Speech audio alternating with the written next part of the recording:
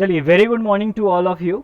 सबसे पहले तो स्वागत करता हूं आप सभी का आपके अपने परिवार एग्री मंत्रा में। मेरा नाम है ऋषि शर्मा। फ्रेंड्स, आज के अपने सेशन में डिस्कस करने वाले हैं इफ्को ईजीटी के बहुत ही मोस्ट इंपॉर्टेंट क्वेश्चंस के बारे में, कुछ ऐसे कॉन्सेप्ट्स के बारे में जो आपके लिए जानना एग्जाम के पहले पहले, यानी कि ये आपके एग्जाम के प्रिपरेशन को फाइनल टच देने के लिए सारे क्वेश्चंस रखे गए हैं। ठीक है, तो अब तक आपने पूरी प्रिपरेशन अपनी कर रखी होगी। पूरी उम्मीद है हमारी कि आप अपने प्रिपरेशन में अपना सब कुछ मतलब बेस्ट पॉइंट पे आप इस समय खड़े हुए हो। 24 तारीख को आपका एग्जाम होना है और एग्जाम के पहले पहले एग्री मंत्रा की पूरी कोशिश ये रहेगी कि एग्जाम के में जाने से पहले पहले आपको एग्जाम का एक पूरा माहौल एग्री मंत्रा की तरफ से देखने को मिल जाए। ठीक है, तो प्रैक्टिस सेशन हम लेकर आए हुए हैं। पहले भी प्रैक्टिस सेशन हो चुके हैं रैपिड फायर अंदाज में इफ्को एजीटी के लिए, यानी कि एग्रीकल्चर ग्रेजुएट ट्रेनिंग के लिए। आज फिर से हम डिस्कस करने वाले हैं कुछ दमदार और बेहतरीन क्वेश्चंस के साथ, जो आपके एग्जाम पॉइंट ऑफ व्यू से बहुत ही इंपॉर्टेंट है। और उम्मीद है कि जितने भी क्वेश्चन आज डिस्कस करने वाले हैं हम लोग यहाँ पे इस सेशन में, उसमें से मोस्ट ऑफ द स्टूडेंट्स कम से कम 90% तो जो स्कोर है वो कर पाए। ठीक है, अपने स्कोर्स आप मेंशन भी कर सकते हो लास्टली जब अब ये सेशन खत्म होगा उसके बाद। और फटाफट से जितने भी लोग जुड़ चुके हैं वो फटाफट सेशन को शेयर कर दीजिए।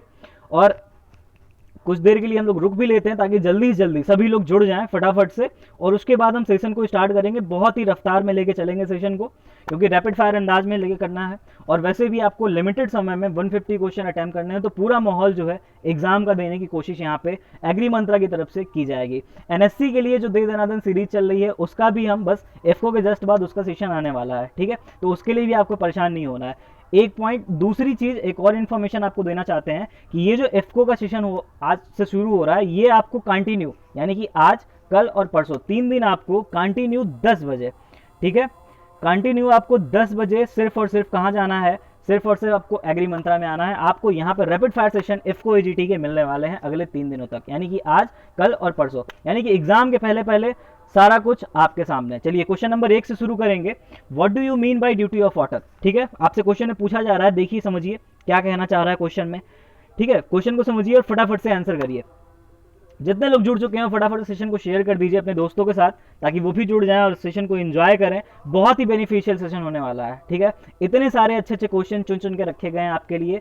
बहुत सारे क्वेश्चन मैंने बनाए हैं आप सभी के लिए, जो पैटर्न अभी तक इफ्को एजीटी फॉलो किया उसको ध्यान में रखते हुए, और बहुत ही इंपॉर्टेंट क्वेश्चन दिए आपको निकाल के आपके आने वाले एग्जाम के लिए। चलिए, ड्यूटी ऑफ वाटर से आप क्या समझते हैं? ठीक है, तो ड्यूटी ऑफ वाटर सिंपल सी चीज है, बहुत से लोगों को उम्मीद है आ रहा होगा इस क्वेश्चन का answer.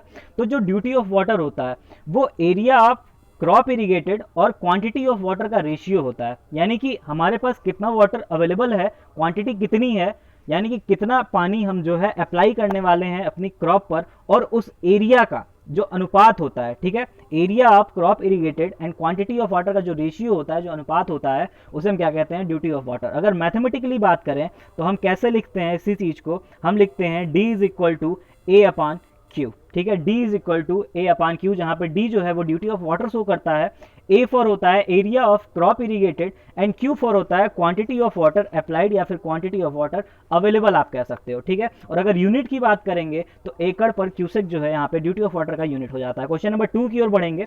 Which one of the following crops having a high photo respiration rate? इनमें से किस फसल में सबसे अधिक फोटो रिस्पायरेशन की दर पाई जाती है? आप सभी को इसका सही आंसर बताना है फटाफट से।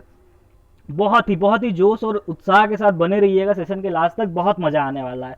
भैया बहुत बढ़िया बढ़िया क्वेश्चन लाए हैं आपके लिए छाड़ के, तो बिल्कुल बने रहिएगा लास्ट तक, देखते रहिए बस, एक से बढ़ के एक क्वेश्चन। जो आपको, जिस क्वेश्चन के लिए आपको पेड करना पड़ा होगा कहीं पे, वो सारे क्वेश्चन उनसे भी बेहतरीन मैं आपके सामने आज लेकर आया हूं। तो फटाफट से आंसर करिए सारे क्वेश्चंस का।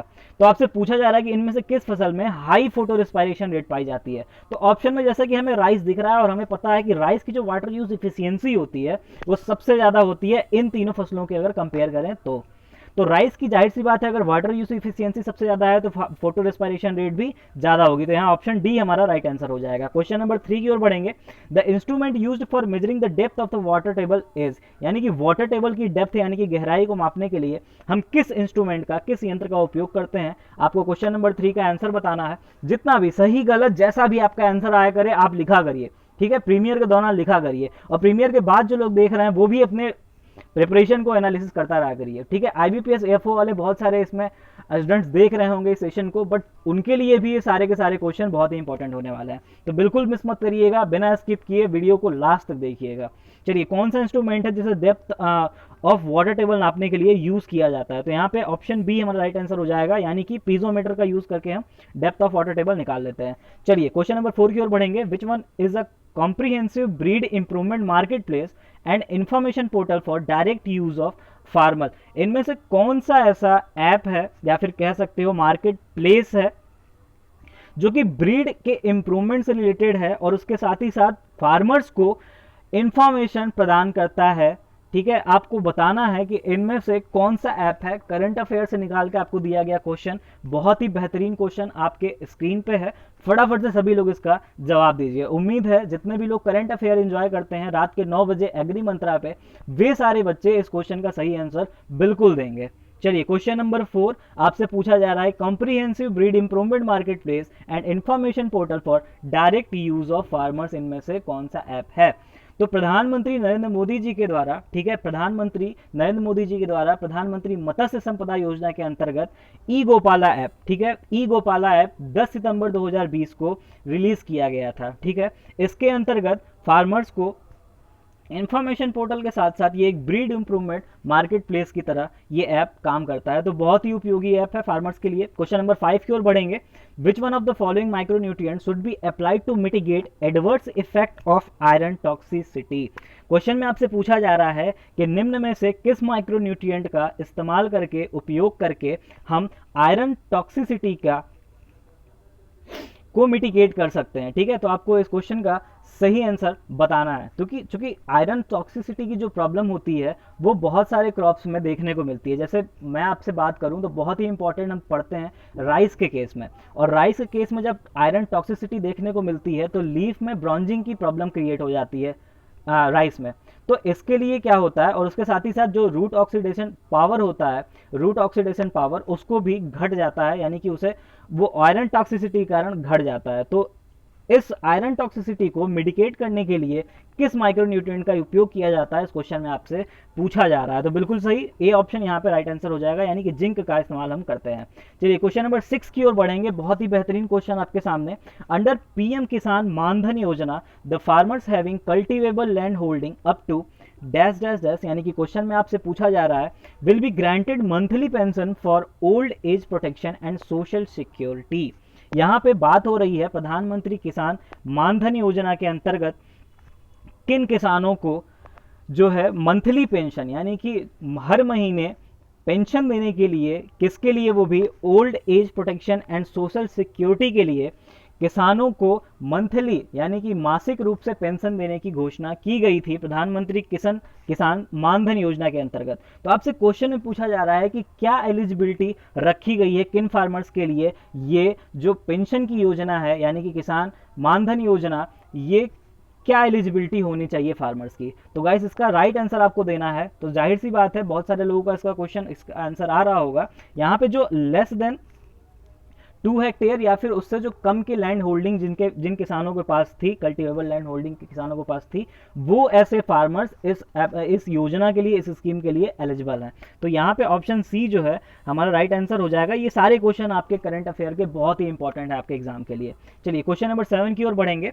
विच breed of goat is also known as queen of milk? यहाँ पे आपसे पूछा जा रहा है कि निम्न में से किस नस्ल को, बकरी की किस नस्ल को क्वीन ऑफ मिल्क के नाम से जाना जाता है? तो यहाँ ऑप्शन डी जो है हमारा राइट आंसर हो जाएगा। सैनन को जो है क्वीन ऑफ मिल्क के नाम से जाना जाता है, क्योंकि ये एग्जॉटिक ब्रीड होने के नाते इसका प्रोडक्शन जो है वो बहुत ही कंपेरेटिवली अदर ब्रीड्स के अच्छा होता है, तो इस वजह से इसको क्वीन ऑफ मिल्क के नाम से जाना जाता है गोट के केस में। ठीक है, अगर बात करें इसके उत्पत्ति स्थल यानी कि ओरिजिन प्लेस के, तो ये स्विट्जरलैंड की सैनन वैली, ठीक है, नाम इसीलिए पड़ गया सैनन क्योंकि ये स्विट्जरलैंड की सैनन वैली से निकली हुई एक नस्ल है।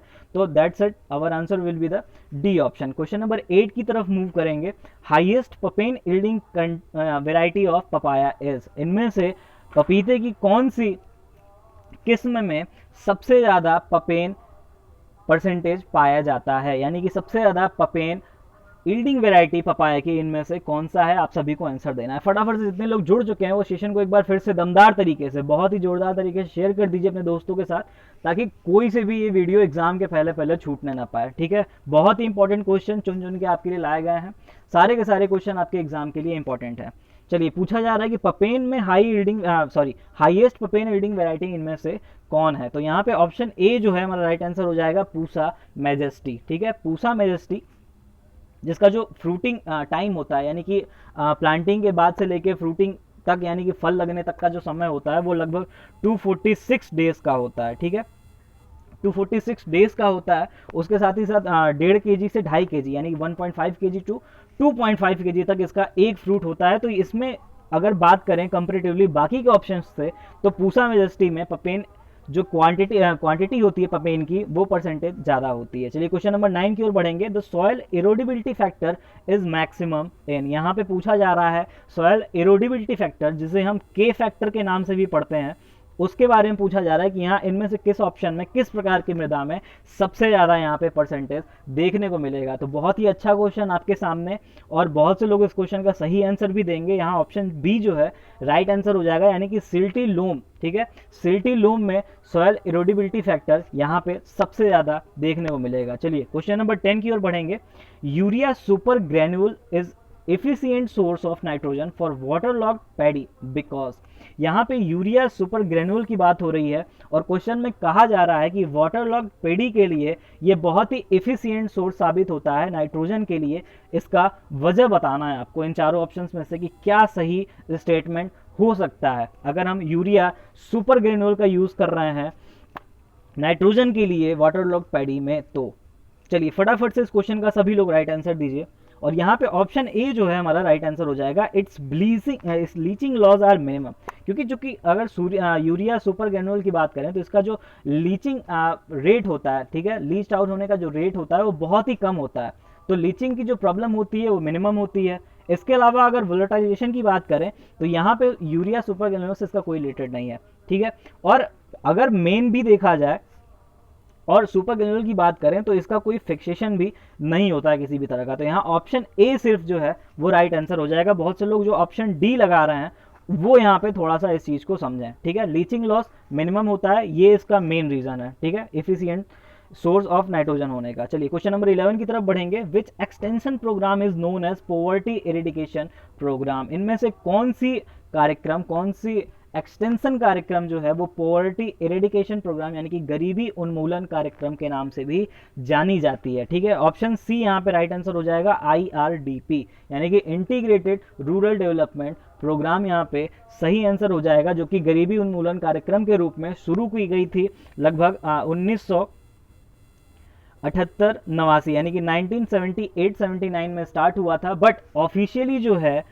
ऑफिशियली और फाइनली जो है 2 अक्टूबर 1980 को, ठीक है, 1980 2 अक्टूबर 1980 को संवैधानिक रूप से पूरे भारत में ये योजना लागू कर दी गई थी। और उसके बाद 1 अप्रैल जब 1999 की अगर बात करें तो 1 अप्रैल 1999 में IRDP और जो अदर एलाइड सेक्टर के जो प्रोग्राम थे जो कि रोजगार के लिए काम करते थे, किसानों के हित के लिए काम करते थे, इन सभी को मर्ज करके एक नया प्रोग्राम बना दिया गया। और उस प्रोग्राम को क्या कहते हैं, उस प्रोग्राम को किस नाम से जाना जाता है ये भी आपको ध्यान रखना है। उस प्रोग्राम को स्वर्ण जयंती ग्राम स्वरोजगार योजना के नाम से जाना जाता है। स्वर्ण जयंती ग्राम स्वरोजगार के नाम से जाना जाता है। चलिए क्वेश्चन नंबर 12 की ओर बढ़ेंगे, बात करेंगे the separation of diseased animal from healthy animals is called as. अगर हम बीमार ग्रस्त पशुओं को अपने हेल्दी पशु यानी कि स्वस्थ पशुओं से अलग करते हैं तो इस प्रक्रिया को एनिमल हस्बेंड्री में क्या नाम दिया जाता है। बहुत ही अच्छा क्वेश्चन आपके सामने, और यहाँ पे सीधा टर्म पूछ लिया गया है आपसे। तो ऑप्शन सी जो है यानी कि कलिंग, इस प्रोसेस को हम क्या कहते हैं, कलिंग कहते हैं, जब हम डिजीज एनिमल को सेपरेट कर देते हैं हेल्दी एनिमल्स से, ताकि जो माइक्रो ऑर्गेनिज्म, जितने भी माइक्रो ऑर्गेनिज्म से होने वाले डिजीज हैं जो कि ट्रांसमिट हो सकते हैं from the healthy animals to the from the diseased animals to the healthy animal, वो जो है वो बंद हो जाए और हमारे जो बाकी बचे एनिमल्स हैं वो रोगग्रस्त ना हो। क्वेश्चन नंबर 13 की ओर बढ़ेंगे, बात करेंगे recently union agriculture minister mister Narendra Singh Tomar suggested which state as kiwi state of India. यानी कि अभी हाल ही में union agriculture minister mister Narendra Singh Tomar ji ने किस स्टेट को, भारत के किस राज्य को कीवी स्टेट ऑफ इंडिया के नाम से सजेस्ट किया है, ये आपको इस क्वेश्चन में इसका राइट आंसर बताना है। बहुत ही रिसेंट का क्वेश्चन है, अच्छा क्वेश्चन आपके सामने रखा गया है। फटाफट से इसका क्वेश्चन का राइट आंसर बताइए, बहुत ही इंपॉर्टेंट क्वेश्चन है आपके एग्जाम के लिए। एक बार फिर से अपने सभी दोस्तों के साथ शेयर कर दिए ताकि ज़्यादा से ज़्यादा लोग यहाँ पे सेशन में जुड़ जाएं और सेशन को एंजॉय कर सकें। चलिए, और जितने भी लोग जुड़ चुके हैं वो प्लीज़ जल्दी से लाइक कर दीजिए। अगर कोई क्वेश्चन बनता है, डाउट बनता है, शेयर चैट में पूछते जाइए। प्रीमियर के बाद जितने लोग देखेंगे वो कमेंट सेक्शन में अपने क्वेश्चन पूछ सकते हैं। पर्सनली भी आप एग्री मंत्रा के टेलीग्राम चैनल पे हमसे अपने क्वेश्चंस को पूछ सकते हैं। तो यहाँ पे पूछा जा रहा है कि नरेंद्र सिंह तोमर ने कीवी स्टेट ऑफ इंडिया के नाम से किस राज्य को सजेस्ट किया है। तो यहाँ ऑप्शन नंबर डी जो है हमारा राइट आंसर हो जाएगा, यानी कि नागालैंड। अभी 12 नवंबर 2020 की बात है, एक वर्चुअल मीटिंग के थ्रू मिस्टर नरेंद्र सिंह तोमर जी ने नागालैंड को as a kiwi state of India के रूप में सजेस्ट किया। चलिए क्वेश्चन नंबर 14 की तरफ बढ़ेंगे। लीची is commercially propagated by which method, यानी कि अगर लीची की बात करें तो कॉमर्शियल ये किस विधि के द्वारा प्रोपोगेट होती है। आपके सामने 4 ऑप्शन और इस क्वेश्चन का फटाफट से सभी लोग जवाब दीजिए। जब लीची की बात करते हैं कॉमर्शियली प्रोपोगेशन की, तो सबसे बढ़िया जो मेथड होता है, सबसे जो बेस्ट मेथड होता है वो होता है एयर लेयरिंग का। ठीक है, तो एयर लेयरिंग का यूज करते हैं हम कॉमर्शियली प्रोपोगेशन के लिए लीची में। क्वेश्चन नंबर 15 की ओर बढ़ेंगे। Which one of the following is the first seedless variety of mango in the world, यानी कि विश्व की सबसे पहली बीज रहित यानी कि सीड रहित वैरायटी जो है, सॉरी सीडलेस वैरायटी जो है मैंगो की, वो कौन सी है, इस क्वेश्चन में आपसे पूछा जा रहा है। तो यहाँ पे ऑप्शन ए जो है हमारा राइट आंसर हो जाएगा, यानी कि सिंधु वैरायटी जो है वो विश्व की सबसे पहली सीडलेस वैरायटी कंसीडर होती है, जो कि रत्ना और अल्फांसो का हाइब्रिड क्रॉस है। आपको ध्यान रखना है, रत्ना और अल्फांसो के क्रॉस से मिलकर बना है। और ये वैरायटी जो है वो रिलीज हुई थी 1992 में महाराष्ट्र से, ये भी आप ध्यान रखिएगा। ठीक है, 1992 में महाराष्ट्र, क्योंकि बहुत सारे क्वेश्चन बनते हैं सिंधु वैरायटी से, कभी प्लांटिंग डिस्टेंस से बन जाता है, कभी रिलीज कहाँ से हुई ये बन जाता है, किस किस का क्रॉस है ये भी बन जाता है। तो पोमोलॉजी में सारे जितने भी क्रॉप हैं सबसे ये क्वेश्चन जो है हर क्रॉप से, चाहे गावा की बात कर लो, बनाना की बात कर लें, हम मैंगो की बात कर लें, सभी में इस तरह के क्वेश्चन बनते रहते हैं। चलिए क्वेश्चन नंबर 16 की ओर बढ़ेंगे।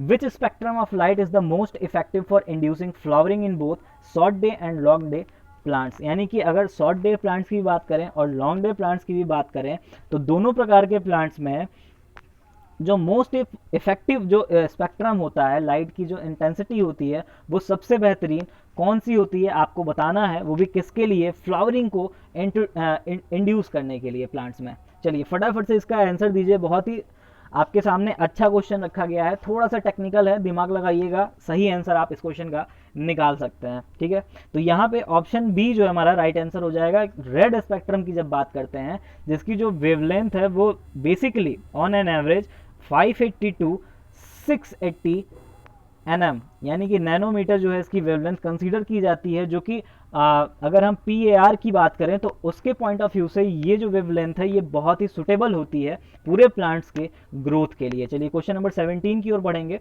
Which one of the following silicate is rich source of magnesium in soil, इनमें से कौन सा सिलिकेट जो है वो मैग्नीशियम का एक रिच सोर्स है मृदा में, ये आप सभी को बताना है। तो यहाँ पे ऑप्शन नंबर सी जो है, यानी कि डोलोमाइट जो है राइट आंसर हो जाएगा। ये मैग्नीशियम का एक रिच सोर्स के रूप में काम करता है। इसके अलावा ओलिविन भी है, ये भी मैग्नीशियम के लिए यूज होता है। और यहाँ पे एक ऑप्शन दिया है एनॉर्थाइट, तो एनॉर्थाइट जो है वो कैल्शियम के लिए है और बायोटाइट जो है वो पोटेशियम के लिए है। तो इसमें ये रिच सोर्स है, मतलब ये सिलिकेट्स जो आपके सामने दिखाए गए हैं, जैसे एनॉर्थाइट जो है वो कैल्शियम का रिच सोर्स है और बायोटाइट जो है वो पोटेशियम का रिच सोर्स है। चलिए क्वेश्चन नंबर 18 की ओर बढ़ेंगे। Increasing of organic matter in soil leads to, अगर मृदा में कार्बनिक पदार्थों की मात्रा यानी कि ऑर्गेनिक मैटर की मात्रा अगर बढ़ती है तो इनमें से कौन सा स्टेटमेंट सही होगा। यहाँ पार्टिकल डेंसिटी से रिलेशन पूछा गया है ऑर्गेनिक मैटर का। ठीक है, अच्छा क्वेश्चन आपके सामने रखा गया है, यानी कि अगर हम कॉन्सेप्ट पढ़ते हैं, कॉन्सेप्ट जानिए, क्वेश्चन आपका कभी गलत नहीं होगा। तो ऑर्गेनिक मैटर का जैसे जैसे मृदा में लेवल बढ़ता जाता है, कंसंट्रेशन बढ़ता जाता है, इंक्रीज होता जाता है, वैसे वैसे क्या होता है, हमारा पार्टिकल डेंसिटी जो है वो घटता जाता है। ठीक है, तो दोनों में उल्टा रिलेशन चलता है, जैसे जैसे ऑर्गेनिक मैटर बढ़ेगा पार्टिकल डेंसिटी जो है वो घटता जाएगा। तो ऑप्शन ए यहाँ पे हमारा राइट आंसर हो जाएगा। अगर मिनरल सॉइल की अगर पीडी की बात करें यानी कि पार्टिकल डेंसिटी की बात करें तो ऑन एन एवरेज हम 2.65 ग्राम पर सेमी क्यूब जो है मिनरल सॉइल की पीडी पढ़ते हैं। ठीक है, और मान लीजिए कि जैसे अगर ऑर्गेनिक मैटर का जो कंटेंट है, जो लेवल है, कंसंट्रेशन है, वो इंक्रीज हो जाए तो ये जो पार्टिकल डेंसिटी है वो घट के 2.64 या 2.63 इस टाइप से आ जाएगी। चलिए क्वेश्चन नंबर 19 की ओर बढ़ेंगे। Which one of the following is a medium salt tolerant crop, इनमें से कौन सी फसल जो है वो मीडियम साल्ट टॉलरेंट क्रॉप है। इस तरह के क्वेश्चन इफको ईजीटी के पेपर में बार बार आपसे पूछे जाते हैं, तो बहुत ही इंपॉर्टेंट क्वेश्चन आपके पेपर में आया हुआ क्वेश्चन आपके सामने रखा गया है। तो बताइए इनमें से कौन सी फसल मीडियम साल्ट टॉलरेंट क्रॉप के कैटेगरी में आती है। जी हाँ, यहाँ पे ऑप्शन डी जो है राइट आंसर हो जाएगा, यानी कि कैबेज, क्योंकि मस्टर्ड और टबैको ये दोनों कौन से हो गए, हाई टॉलरेंट हो गए, ठीक है। और एप्पल जो है ये तो सेंसिटिव क्रॉप हो गई। तो यहाँ पे जो अगर मीडियम साल्ट टॉलरेंट की बात करेंगे तो कौन सा ऑप्शन हो जाएगा, हमारा डी ऑप्शन जो है यहाँ पे राइट आंसर हो जाएगा। क्वेश्चन 20 की बात करेंगे। Which of the following is an incorrect statement regarding cole crops, cole crops के लिए इनमें से कौन सा कथन जो है, स्टेटमेंट जो है वो गलत है, ये आपको बताना है, ठीक है। तो क्रॉस पोलिनेटेड होते हैं, ये ऑप्शन हमारा सही है। सेल्फ इनकैपेबिलिटी पाई जाती है कोल क्रॉप्स में, ये भी बहुत ही सही है।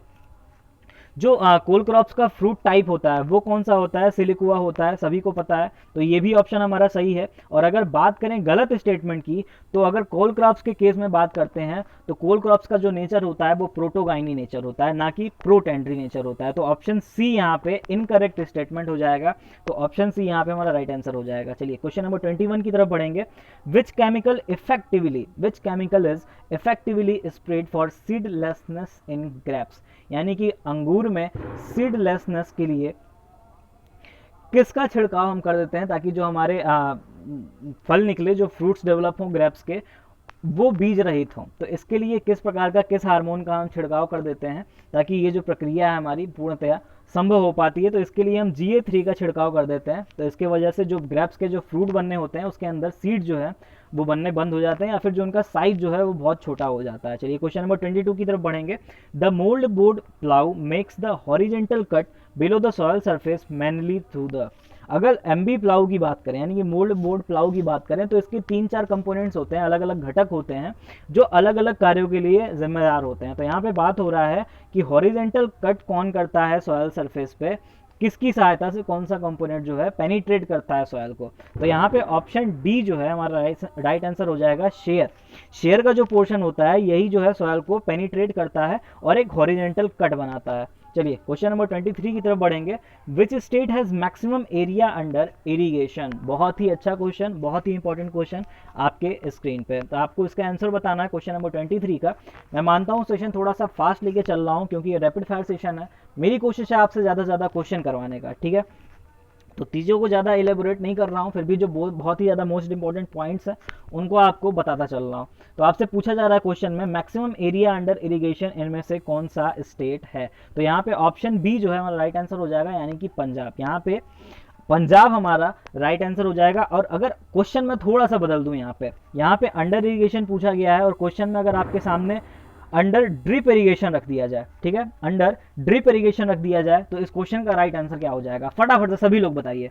यही चारों ऑप्शन आपके सामने, बस थोड़ा सा क्वेश्चन चेंज कि अगर अभी पूछा जा रहा था आपसे सिर्फ इरिगेशन के बारे में, बट मैंने आपके सामने क्वेश्चन रखा कि under area under drip irrigation के मामले में कौन सा स्टेट मैक्सिमम है, ठीक है। तो इस क्वेश्चन का अगर बात करेंगे ड्रिप इरिगेशन के केस में, तो ऑप्शन ए हमारा यानी कि महाराष्ट्र जो है ये हमारा यहाँ पे राइट आंसर हो जाएगा, ठीक है। क्वेश्चन नंबर 24 की तरफ बढ़ेंगे।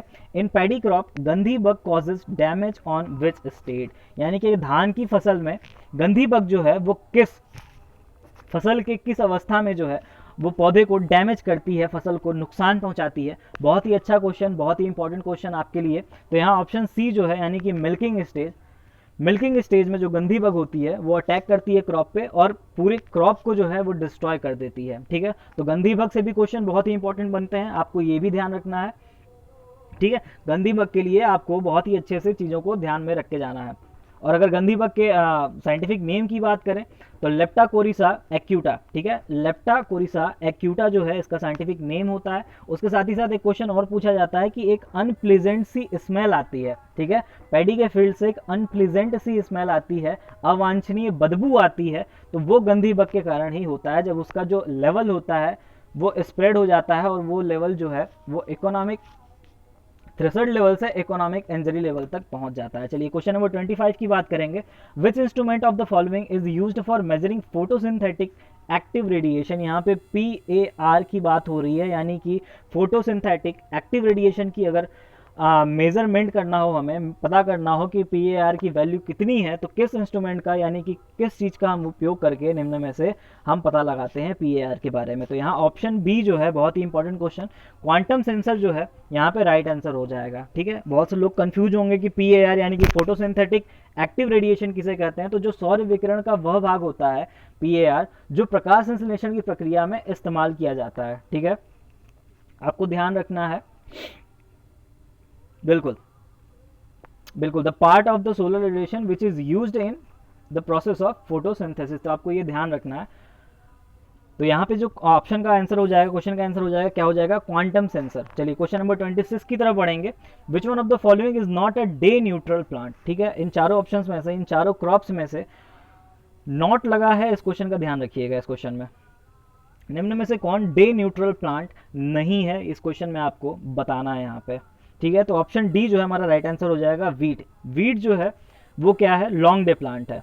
ठीक है, लॉन्ग डे प्लांट है, आपने ये तो पढ़ा ही होगा, short day plant, long day plant और day neutral plant. Long day plant जिनमें जो लाइट की ज़रूरत होती है, जो सूर्य के प्रकाश की ज़रूरत होती है वो ज़्यादा समय तक होती है, 12 से 14 घंटे से अधिक की होती है ज़रूरत, ताकि उनका जो फ्लावर का इनिशिएशन हो वो अच्छे ढंग से हो। और शॉर्ट डे प्लांट जिनमें 10 घंटे से कम लाइट की ज़रूरत होती है, सूर्य के प्रकाश की ज़रूरत होती है। और डे न्यूट्रल प्लांट ऐसे होते हैं जिन पर लाइट के रहने ना रहने से कोई फ़र्क नहीं पड़ता, यानी कि वो कितनी अवधि तक रहती हैं उनका कोई फ़र्क नहीं पड़ता है। तो यहाँ पे वीट जो है वो लॉन्ग डे प्लांट है और बाकी के जो प्लांट है वो डे न्यूट्रल प्लांट है। चलिए क्वेश्चन नंबर 27 की तरफ बढ़ेंगे।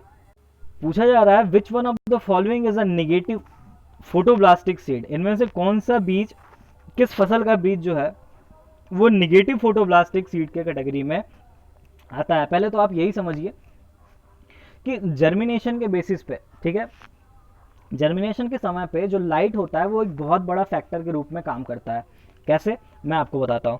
अगर जर्मिनेशन की बात करें, लाइट, अगर कुछ क्रॉप्स ऐसी होती हैं जो लाइट के प्रेजेंस में ही सिर्फ उनका जर्मिनेशन पॉसिबल होता है, उनको क्या टर्म दिया जाता है, उनको कहा जाता है पॉजिटिव फोटोब्लास्टिक सीड। ठीक है, ध्यान रखिएगा, बहुत ही इंपॉर्टेंट क्वेश्चन, बहुत से लोग इसको बारे में नहीं जानते होंगे, तो जान लें।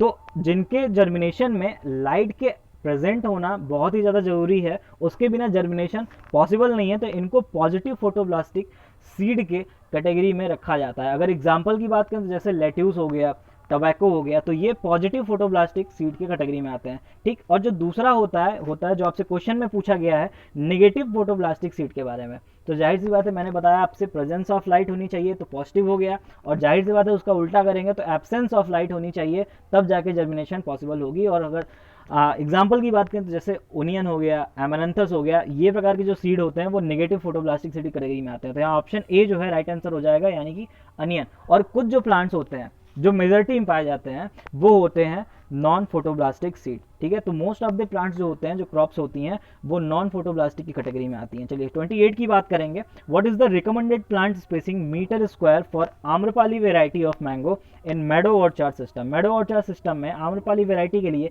कितनी स्पेसिंग रखी जाती है, आपसे पूछा जा रहा है। तो बहुत ही अच्छा सा क्वेश्चन, सिंपल सा, आपके सामने आंसर 2.2 इंटू 2.2, क्योंकि क्राउन जो डेंसिटी होती है वो ज़्यादा नहीं होती है, इसलिए स्पेसिंग थोड़ी सी कम रखी जाती है। चलिए 29 की तरफ बढ़ेंगे। Point out the correct order of insecticide on the basis of their toxicity. अगर टॉक्सिसिटी के आधार पे हम बात करें तो इंसेक्टिसाइड को यहाँ पे सही क्रम में आपको लगाना है, तो फटाफट से इस क्वेश्चन का राइट आंसर दीजिए। बिल्कुल, लीथल डोज 50, ठीक है, जिसे हम LD50 कहते हैं। LD50 वैल्यू के बेसिस पे इस क्वेश्चन का राइट आंसर निकाला जा सकता है ना।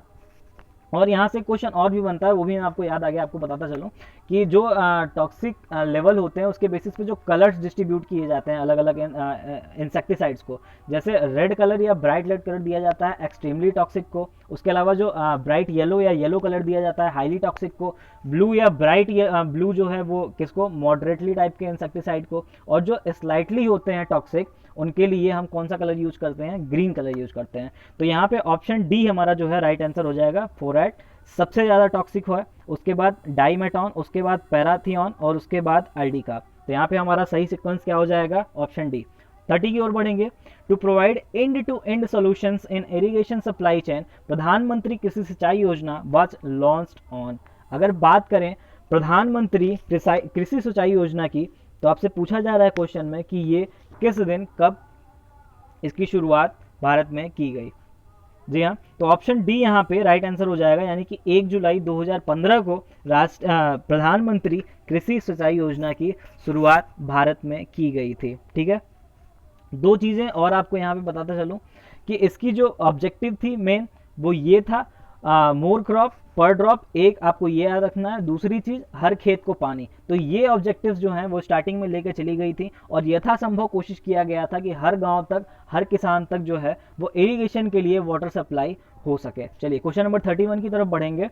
Liquid nitrogen is used as a cryo protectant at which temperature.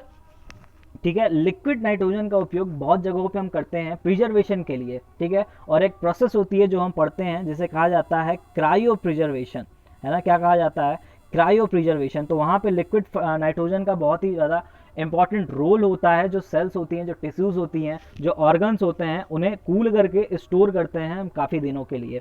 तो यहाँ पे आपसे क्वेश्चन पूछा जा रहा है कि लिक्विड नाइट्रोजन का टेम्परेचर कितना रखते हैं हम क्रायो प्रिजर्वेशन के लिए। तो ऑप्शन यहाँ पे ए जो है राइट आंसर हो जाएगा। -196 डिग्री जो है, इतना टेम्परेचर पे हम लिक्विड नाइट्रोजन का यूज करके as a cryo protectant use करते हैं। चलिए क्वेश्चन नंबर 32 की तरफ बढ़ेंगे। Rosette flower is a characteristic symptom produced by which pest in cotton. Rosette flower एक प्रकार का कैरेक्टरिस्टिक सिम्टम प्रोड्यूस होता है निम्न में से किस पेस्ट के अटैक करने के बाद कॉटन में। आपको इस क्वेश्चन का सही आंसर बताना है और इस क्वेश्चन का जो राइट आंसर हो जाएगा वो क्या हो जाएगा, ऑप्शन नंबर बी, यानी कि पिंक बॉलवर्म यहाँ पे राइट आंसर हो जाएगा। अगर बात करें पिंक बॉलवर्म के साइंटिफिक नेम की, तो जानते हैं, बहुत सारे लोग जान रहे होंगे, पैक्टिनोफोलिया गोसिपिएला। तो ये भी आप ध्यान रखिएगा, आपके एग्जाम के लिए बहुत इंपॉर्टेंट है, क्योंकि मोस्ट डिस्ट्रक्टिव पेस्ट के रूप में ये कॉटन के मोस्ट डिस्ट्रक्टिव पेस्ट के रूप में भी पिंक बॉलवर्म जाना जाता है। चलिए क्वेश्चन नंबर 33 की तरफ बढ़ेंगे। In rainfed farming what is the average crop growing period. अगर रेनफेड फार्मिंग की बात करते हैं तो crop growing period, average crop growing period कितनी रखी जाती है, उसके बेसिस पे हम पढ़ते हैं। बहुत ही इंपॉर्टेंट पॉइंट है रेनफेड फार्मिंग से आपके सामने। पहले तो आप ये समझ लीजिए कि रेनफेड फार्मिंग किन हिस्सों में की जाती है। तो जहाँ पे जो वर्षा होती है, जो वर्षा का स्तर होता है, अगर 1150, ठीक है, 1150 मिलीमीटर से अगर जहाँ पे ज़्यादा वर्षा होती है, ठीक है, 1150 मिलीमीटर से जहाँ पर एनम ज़्यादा वर्षा होती है, उन जगहों पे जो फार्मिंग होती है उसे क्या कहते हैं, हम रेनफेड फार्मिंग कहते हैं। और अगर बात करें एवरेज क्रॉप ग्रोइंग पीरियड की, तो यहाँ पे ऑप्शन बी जो है हमारा राइट आंसर हो जाएगा, यानी कि मोर देन 200 डेज। ठीक है, 200 दिनों से ज़्यादा हम फार्मिंग सिस्टम में क्रॉप ग्रोइंग पीरियड को लेते हैं। ठीक है, क्वेश्चन नंबर 34 की तरफ बढ़ेंगे। The famous Irish famine of 1842 was caused due to the break out of. ठीक है, बहुत ही इंपॉर्टेंट क्वेश्चन, मैं पहले भी डिस्कस कर चुका हूं फेमाइंस के बारे में, आप भी अच्छे से पढ़ के जाइएगा। तो क्वेश्चन में पूछा जा रहा है कि 1842 की आयरिश फेमाइन की बात करें तो वो किसके कारण जो है फैला था। ठीक है, तो यहाँ ऑप्शन सी जो है राइट आंसर हो जाएगा, लेट ब्लाइट ऑफ पोटैटो। ठीक है, आलू का पछैती झुलसा रोग जो है वो आयरिश फेमाइन 1842 के लिए रिस्पॉन्सिबल था। 35 की बात करेंगे। Which one of the following variety of rice is tolerant for iron toxicity. जैसा कि मैंने अभी पहले कुछ देर पहले ही बात किया राइस के केस में आयरन टॉक्सिसिटी के लिए, तो यहाँ पे आपसे क्वेश्चन में पूछा जा रहा है कि इनमें से कौन सी वैरायटी जो है वो टॉलरेंट है आयरन टॉक्सिसिटी के लिए। तो यहाँ पे ऑप्शन डी जो है राइट आंसर हो जाएगा, यानी कि फाल्गुना। ठीक है, फाल्गुना का यूज़ करते हैं, ये एक टॉलरेंट वैरायटी है आयरन टॉक्सिसिटी के लिए। इसके अलावा जो अगर बात करें PRS10 की, सामने दिख रहा है तो आपको बताते चलूँ, PRS10 की बात करें तो ये फर्स्ट हाइब्रिड जो है वैरायटी है किसकी, बासमती की, पूरी दुनिया की। ठीक है, तो ये भी आप ध्यान रखिएगा। क्वेश्चन नंबर 36 की तरफ बढ़ेंगे। Which of the following nutrient और ion is essential for meristematic activity of roots but having less mobility in the soil. आपसे क्वेश्चन में पूछा जा रहा है कि इनमें से कौन सा न्यूट्रिएंट जो है वो एसेंशियल है मेरिस्टेमेटिक एक्टिविटीज़ के लिए, जड़ों की मेरिस्टेमेटिक एक्टिविटीज़ के लिए, बट सॉयल में, आपको यहाँ पे ध्यान रखना है, प्लांट्स में नहीं, सॉयल में आपसे पूछा जा रहा है कि उसकी लेस मोबिलिटी होती है। तो इस क्वेश्चन का आपका सही जवाब बताना है और यहाँ पे आपका जो आंसर हो जाएगा वो हो जाएगा ऑप्शन ए, यानी कि कैल्शियम आयन जो है वो लेस मोबाइल होता है सॉयल में। मैं आपसे बार बार कह रहा हूँ, यहाँ पे क्वेश्चन में आपको कंफ्यूज करने के लिए सॉयल रखा गया है। अगर प्लांट आता तो यहीं पे आपका ऑप्शन चेंज हो जाता है, बट यहाँ पे सॉयल पूछा गया है। तो अगर लेस मोबिलिटी की बात करें तो इनमें जो सबसे लेस मोबाइल है वो क्या है, वो कैल्शियम आयन है। ठीक है, अगर हाईली मोबाइलिटी की बात करें सॉयल में तो कौन कौन से होते हैं, नाइट्रेट आयन होते हैं, सल्फेट आयन होते हैं, और जो एम मोबाइल होते हैं बिल्कुल उनमें कोई मूवमेंट नहीं होता है, उसमें आते हैं आपके जिंक आयन हो गए, ठीक है। तो जिंक आयन जो है वो इनमोबाइल की कैटेगरी में आता है। 37 की तरफ बढ़ेंगे। How much protein percentage is found in groundnut, आपसे क्वेश्चन में पूछा जा रहा है कि मूंगफली में प्रोटीन प्रतिशतता कितनी पाई जाती है इस क्वेश्चन में, है ना। आपके एग्जाम में आया हुआ क्वेश्चन, बहुत ही इंपॉर्टेंट। ऑप्शन बी यहाँ पे राइट आंसर हो जाएगा 26%, ठीक है। ऑयल कंटेंट कितना पाया जाता है ये भी ध्यान रखिएगा। ऑयल कंटेंट की जब बात करते हैं तो लगभग 45% ऑयल कंटेंट पाया जाता है ग्राउंड नट में, और इसी वजह से इसको किंग ऑफ वेजिटेबल ऑयल के नाम से भी जाना जाता है। चलिए क्वेश्चन नंबर 38 की तरफ बढ़ेंगे। Which one of the following weed works as an alternate host for stem borer of maize, मक्का में जो तना छेदक होता है, स्टेम बोरर होता है, उसके लिए एक अल्टरनेट होस्ट के लिए कौन सा खरपतवार जिम्मेदार होता है। इसमें से आपको इस क्वेश्चन, चारों क्वेश्चन ऑप्शंस में से आपको सही आंसर इस क्वेश्चन का बताना है ना। चलिए यहाँ पे ऑप्शन सी जो है चीनोपोडियम एल्बम, ठीक है। चीनोपोडियम एल्बम जो है यहाँ पे एक अल्टरनेटिव होस्ट के रूप में काम करता है स्टेम बोरर के लिए मक्के में। चलिए क्वेश्चन नंबर 39 की तरफ बढ़ेंगे। Which one of the following breed of cattle is not a dual purpose breed, आपसे क्वेश्चन में पूछा जा रहा है कि कैटल की इनमें से कौन सी नस्ल जो है वो डुअल पर्पज ब्रीड नहीं है, ठीक है। ध्यान रखिएगा, डुअल पर्पज ब्रीड नहीं है, आपसे इस क्वेश्चन में पूछा जा रहा है। इस क्वेश्चन का आंसर आपको देना है। तो यहाँ पे जो इसका राइट आंसर हो जाएगा वो क्या हो जाएगा, मालवी, ठीक है। मालवी जो है वो ड्राट पर्पस की है, डुअल पर्पस की नहीं है। क्वेश्चन नंबर 40 की तरफ बढ़ेंगे। The most suitable fumigant for plant quarantine purpose is, यहाँ पे पूछा जा रहा है कि सबसे सुटेबल फ्यूमिजेंट किसका इस्तेमाल करते हैं प्लांट क्वारंटाइन प्रोसेस के लिए, ठीक है।